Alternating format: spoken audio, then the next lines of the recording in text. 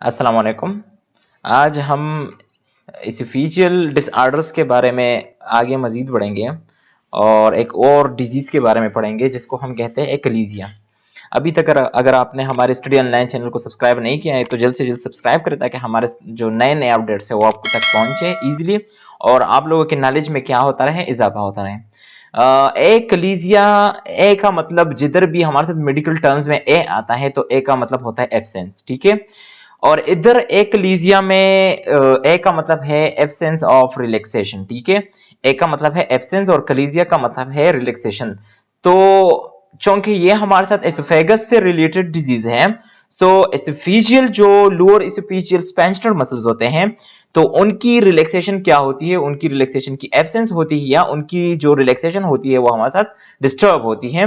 और जब वो रिलैक्स नहीं होते तो उनके साथ हमारे साथ काफी कॉम्प्लिकेशंस आते हैं, उनके बारे में हम पढ़ेंगे इस डिजीज में। लेकिन एक्चुअली जो ये वर्ड है इसका मतलब क्या है, हमारे साथ absence of the relaxation of the lower oesophageal sphincter muscles, ठीक है? अब एकलीज़िया को हम कुछ यूं डिफाइन करते हैं कि achalasia is a motility disorder of the oesophagus characterized by absence of peristalsis and failure of relaxation of lower esophageal sphincter muscles। जो हमारे साथ लोअर esophageal sphincter muscles होते हैं उनकी रिलैक्सेशन हमारे साथ क्या होती है, वो डिस्टर्ब होती है, उनकी फेलियर होती है। और हमारे साथ जो पेरिस्टालसिस जो कि फूड का मोमेंट है due to the contraction and relaxation of the esophageal muscles, उनकी वजह से हमारे साथ क्या होते हैं, जो फूड का मोमेंट होता है ड्यू टू ग्रेविटी, सो वो हमारे साथ डिस्टर्ब होती है एकलीज़िया में। Achalasia this causes obstruction at level of oesophagogastric junction. चूंकि ये लोअर एसोफेजियल स्पेंचुलर मसल्स हमारे साथ एक ऐसे लोकेशन पे हमारे साथ मौजूद होते हैं जो कि हमारे साथ जब एसोफेगस की एंट्री होती है इनटू द स्टमक, सो हम उसको क्या कहते हैं, एसोफेगो-गैस्ट्रिक जंक्शन। तो उन जंक्शन में हमारे साथ क्या आता है, ऑब्स्ट्रक्शन आता है।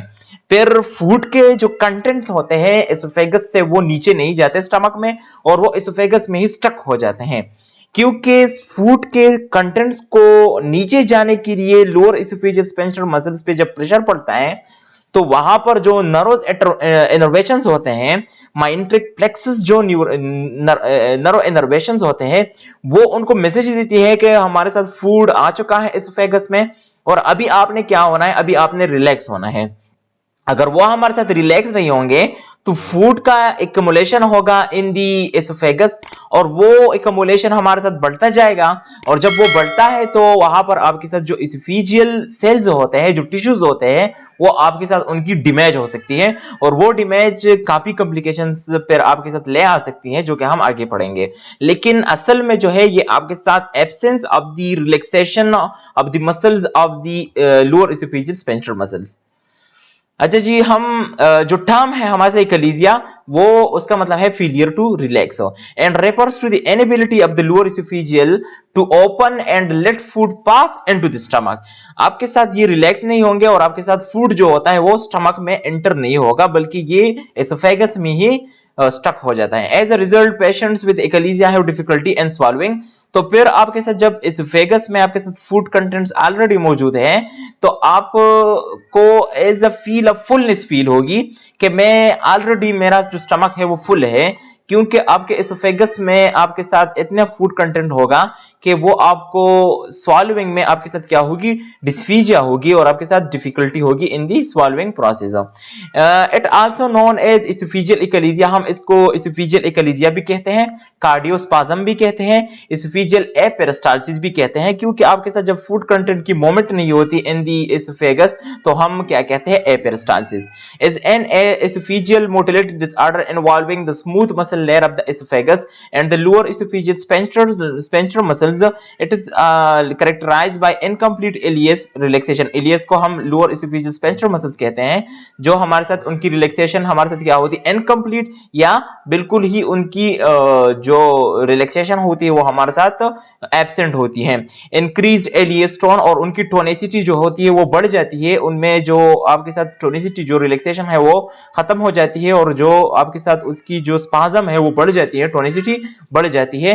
And lack of peristalsis of the oesophagus, और आपके साथ जो फूड का मूवमेंट है वो आपके साथ स्टॉप हो जाता है, क्योंकि आपके साथ फूड आगे नहीं जाता बल्कि एसोफेगस में ही स्टक हो जाता है। इनएबिलिटी ऑफ स्मूथ मसल, हम पेरिस्टाल्सिस को कुछ यू डिफाइन करते हैं, inability of smooth muscle to move food down the oesophagus. ये आप देख सकते हैं, ये आपके साथ लोअर इसोफेजियल स्फिंक्टर मसल्स है, ठीक है। और ये आपके साथ देखो उनकी टोनिसिटी इतनी बढ़ गई है कि वो रिलैक्स नहीं हो रहा है, ठीक है। जब ये रिलैक्स नहीं होते तो आपके साथ फूड के जो कंटेंट्स है वो एसोफेगस में स्टक हो जाते हैं और एसोफेगस का जो साइज है वो बढ़ता जाता है। सो आपके साथ काफी कॉम्प्लिकेशंस का सामना करना पड़ता है।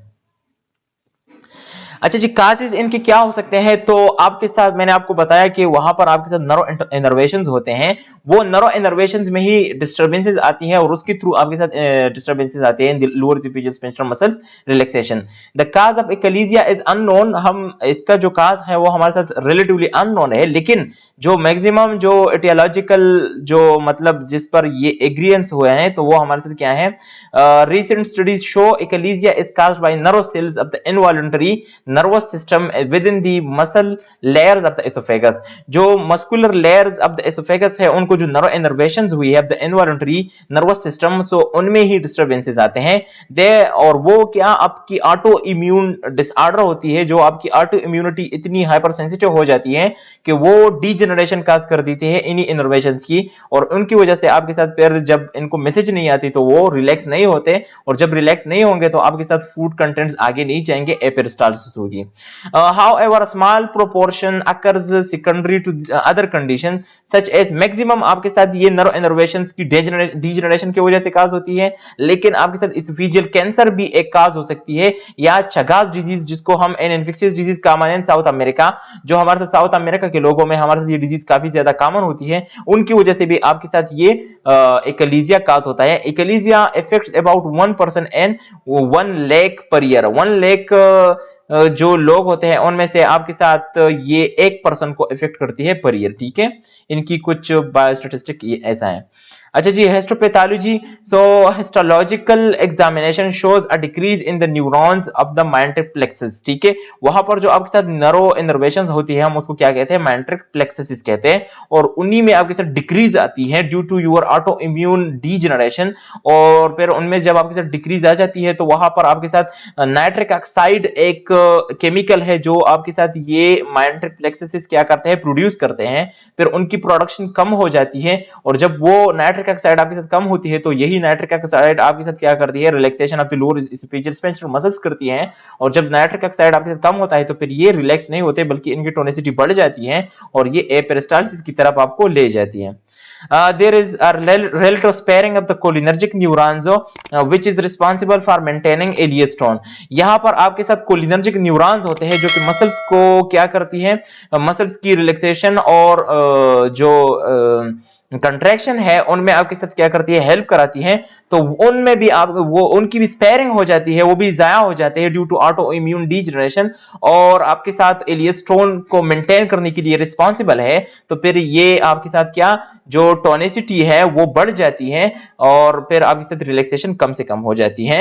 The loss of these inhibitory neurons leads to an increase resting tone in the ileus, और टोनिसिटी बढ़ जाती है। It also leads to aperistalsis of the oesophagus, और आपके साथ एपेरिस्टाल्सिस जो फूड का मोमेंट है पेरिस्टाल्सिस उनकी एब्सेंस आ जाती है और आपके साथ फूड एसोफेगस में ही स्टक हो जाता है। पैथोफिजियोलॉजी इस डिजीज की कुछ यूं है कि achalasia results from the degeneration of the neurons in the oesophageal wall, जो कि हम ऑलरेडी पढ़ चुके हैं। Histology reveals decrease number of neurons ganglion cells in the myenteric plexus, जो माइंट्रिक प्लेक्सिस है उनमें आपके साथ डिक्रीज नंबर ऑफ न्यूरॉन्स हो जाते हैं due to degeneration of the autoimmune system, and the ganglion cells that remains often are surrounded by lymphocytes and less prominently by eosinophils. This inflammatory degeneration, ये आपके साथ eosinophils और आपके lymphocytes आके इनको सराउंड कर लेते हैं, उनको कहा जाते हैं, और इन डीजेनरेशन की वजह से आपके साथ जो नाइट्रिक ऑक्साइड की प्रोडक्शन है वो उनमें कमी आ जाती है, और यही नाइट्रिक ऑक्साइड आपके साथ क्या करती है, स्मूथ मसल्स की रिलैक्सेशन काज करती है, और जब इनकी एब्सेंस हो गया, इनमें डिक्रीज आएगा तो आपके साथ उनकी टोनिसिटी बढ़ जाती है और उनकी रिलैक्सेशन कम हो जाती है। जब रिलैक्सेशन कम होगी तो आपके साथ एक्लेसिया काज होगी। ये आप देख सकते हैं, ये आपके साथ लोअर इसोफेजियल स्फिंक्टर मसल्स है, ठीक है, और इनमें टोनिसिटी बढ़ गई है। अब आपके साथ फूड कंटेंट्स नीचे नहीं जा रहे हैं, ठीक है, और आपके साथ इसोफेगस में ही स्टक हो गए हैं और स्टमक में इनकी एंट्री नहीं हो रही, तो फिर आपके साथ डिस्फीजिया के शिकार आप होंगे और एकलीजिया आप में क्या आप एकलीजिया से इफेक्ट हो जाओगे। इनमें साइन एंड सिम्टम में आपके साथ मैक्सिमम जो होगी वो डिस्फीजिया होगी, डिफिकल्टी इन स्वॉल्विंग, क्योंकि इसोफेगस में ही फूड पार्टिकल स्टक हैं। रीगर्जिटेशन होगा, ठीक है, आपके साथ अनडाइजेस्टेड फूड वो ऊपर आएंगे माउथ में, ओरल कैविटी में। चेस्ट फैन होगा बिहाइंड स्टर्नम, क्योंकि आपके साथ इसोफेगस में इतने फूड कंटेंट्स होते हैं कि वो प्रेशर डालता है स्टर्नम पे, तो उन वजह से आपके साथ चेस्ट फैन होगा। वेट लॉस होगी आपके साथ, क्योंकि फूड पार्टिकल्स आगे जा नहीं रहे तो डाइजेशन नहीं होगी, डाइजेशन नहीं होगी तो एनर्जी नहीं आएगी, तो वेट लॉस आपके साथ होगा। Coughing when lying in horizontal position, आप जब हॉरिजॉन्टल पोजीशन में आप लाई करोगे तो आपके साथ कफ होगा बहुत ज्यादा, क्योंकि चेस्ट कैविटी पे वो प्रेशर डालता है और वहां पर ये रिफ्लेक्स वो अकर करा देता है। एस्पिरेशन होगी, लेट सपोज आपके साथ इसोफेगस में इतने फूड कंटेंट्स आ गए कि वो ट्रेकियल के थ्रू ट्रेकिया में आपके साथ गए, तो आपके साथ एस्पिरेशन हो सकता है और एस्पिरेशन निमोनिया से आप मुतासर हो सकते हो, आपके फूड कंटेंट्स आपके ट्रेकिया में भी जा सकते हैं due to fullness of the oesophagus. हम इसको डायग्नोस किस तरह करेंगे, तो डायग्नोसिस के लिए हम वही बेरियम एक्सरे करते हैं, बेरियम सॉल्व करके हम देखते थे कि हमारे साथ लोअर इसोफेजियल स्फिंक्टर मसल्स की वो उनकी एनाटॉमी कैसी है, किस तरह वो फूड किस तरह स्टक हुआ है और कौन कौन सी रीजन की वजह से ये आपके साथ फूड आगे नहीं जा रहा, तो बेरियम सॉल्व करके हम उसकी एक्सरे करते हैं। Patient swallows a barium preparation liquid और other form and movement through the oesophagus is observed using x-ray. Endoscopy हम करते हैं, ठीक है, और एंडोस्कोपी के थ्रू हम देखते हैं कि एसोफेगस में हमारे साथ क्या क्या चेंजेस आएंगे। Narrow tube called an endoscope, हम एंडोस्कोप को नीचे ले जाते हैं इस पास into the oesophagus and projects images, और हम देख लेते हैं कि हमारे सामने उनकी इमेजेस देख के उनसे हमें पता चल जाता है कि क्या क्या चेंजेस आए हैं इन दी एसोफेगस। मानोमेट्री हम प्रेशर देखते हैं कि लोअर एसोफेजियल स्फिंक्टर मसल्स के प्रेशर में प्रेशर कितना है, कितनी टोनिसिटी बढ़ गई है। This test measure the timing and strength of the oesophageal contractions and lower oesophageal sphincter valve relaxation, तो मानोमेट्री भी हम करते हैं कि वहां पर हमारे साथ प्रेशर कितना डेवलप हुआ है। अच्छा, ट्रीटमेंट, हम कुछ ट्रीटमेंट की जो अप्रोच है, the approach to treatment is to reduce the pressure at the lower oesophageal sphincter muscle. तो लोअर एसोफेजियल स्फिंक्टर मसल आपके साथ कंट्रैक्ट हो गए हैं और वहां पर आपके साथ प्रेशर बहुत ज्यादा बढ़ गया है, तो उनको क्या करना है, उनकी प्रेशर को आपने डिक्रीज करना है, तो उनके लिए ही आपके क्या करना है, ट्रीटमेंट करनी है। तो उनके लिए जो हम यूज करते हैं मैक्सिमम वो बोटिलिनम टॉक्सिन बोटॉक्स जो है वो हम यूज करते हैं। दिस में help relax sphincter muscle. Medication such as long acting nitrates, क्योंकि नाइट्रिक ऑक्साइड आपके साथ रिलैक्सेशन काज करती है, तो हम क्या लॉन्ग लास्टिंग नाइट्रेट्स यूज करते हैं, और calcium channel blockers which can be used to relax the lower oesophageal sphincter muscles. आपका फोकस मेनली क्या होगा, लोअर एसोफेजियल स्फिंक्टर मसल्स को आपने रिलैक्स करना है, क्योंकि वो आपके साथ कंट्रैक्ट हुए हैं। Surgery called esophagomyotomy, which may be needed to decrease the pressure in the lower esophageal sphincter muscle। ये कोई एक सर्जिकल प्रोसीजर है esophagomyotomy, जो भी हम क्या करते हैं, यूज करते हैं to lower the esophageal sphincter muscles। Widening dilation हम करते हैं ताकि आपके साथ जो कंट्रैक्शन हुई है उसको हम वाइडन करके डायलेट करके फूड की जो पार्टिकल्स है वो नीचे ले जाते हैं into the stomach from the oesophagus.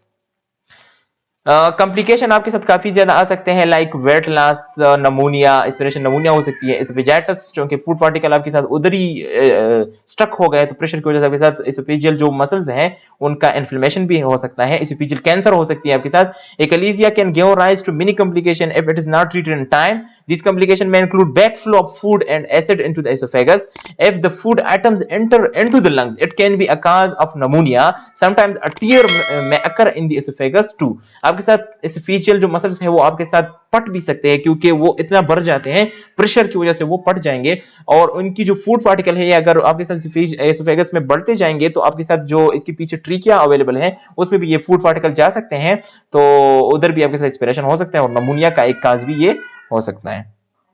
Nursing diagnosis आपके साथ क्या क्या बन सकते हैं, so dysphagia is the main symptom, so dysphagia difficulty in swallowing related to eperistalsis, backflow of food related to narrowing of esophageal hiatus, third one related to reflux of food, pain related to spasm of the esophageal muscles, and anxiety and stress related to disease, nursing intervention हम क्या क्या use करते हैं for this type of nursing diagnosis? तो the nurse works with the patient and family to explore diet and lifestyle modifications that will be best control dysphagia which is prominent in achalasia. Education begins with careful assessment of the scope of dysphagia which includes the following: swallowing ability with liquid versus solid. हम liquid पे चले जाते हैं, solid food को फिर हम कम prefer करते हैं क्योंकि वहां पर टोनिसिटी बढ़ गई है, तो सॉलिड का अंदर जाना मुश्किल हो जाता है, तो हम क्या करते हैं, पेशेंट को लिक्विड पे शिफ्ट करा देते हैं और जूसेस देते हैं फिर पेशेंट को. Response of food of different textures and temperatures, variability of the dysphagia, response to stress, fatigue, and other activities. Approach is used by the patient to manage the dysphagia and degree of success. ठीक है, आपने काफी सारे changes लाने हैं अपने behaviour में और उन्हीं के थ्रू आपने क्या करना है, एकलीजिया को ट्रीट करना है, क्योंकि एकलीजिया में आपके साथ नर्व इनर्वेशन जो है वो डिस्टर्ब हो चुके हैं और फिर उनको दोबारा बहाल करना थोड़ा मुश्किल हो जाता है. सो आपने क्या करना है, बिहेवियरल चेंजेस लाने हैं in your daily activity living में. आपने क्या करना है, आपने ये चेंजेस लाने हैं. अच्छा जी, मेडिकेशन भी हम यूज कर सकते हैं, give antacid to relieve from heartburn. जो हार्टबर्न है उसको आपने एंटासिड के थ्रू क्या करना है, बैलेंस करना है. पेन होगा तो आपने उसके लिए क्या करना है, पेन रिलीवर या एनर्जेटिक्स यूज करने हैं को to relieve the pain. Encourage the patient to provide emotional support आपने देना है. अच्छा जी, रेफरेंसेस हमने ये यूज किए थे इस डिजीज को कवर कराने के लिए. अगर आपको कोई भी इस तरह के मतलब कॉम्प्लिकेशंस या इस तरह के कुछ भी साइन सिम्टम्स अपीयर हो रहे हो तो आपने जल्द से जल्द अपने डॉक्टर के साथ अपॉइंटमेंट लेनी है ताकि आप कॉम्प्लिकेशन से बच जाए और जल्द से जल्द आपके साथ ये डिजीज डायग्नोस होके इनकी जो ट्रीटमेंट है वो प्रॉपर हो जाए, क्योंकि इनकी कॉम्प्लिकेशंस फिर काफ़ी सीरियस होते हैं और आपको काफ़ी सारे चेंजेस फिर अपने लाइफस्टाइल में लाने होंगे, जो कि मुश्किल होता है वो लाइफस्टाइल चेंजेस लाने. ठीक है, सो आई होप कि आप लोगों ने बहुत कुछ अंडरस्टैंड किया होगा.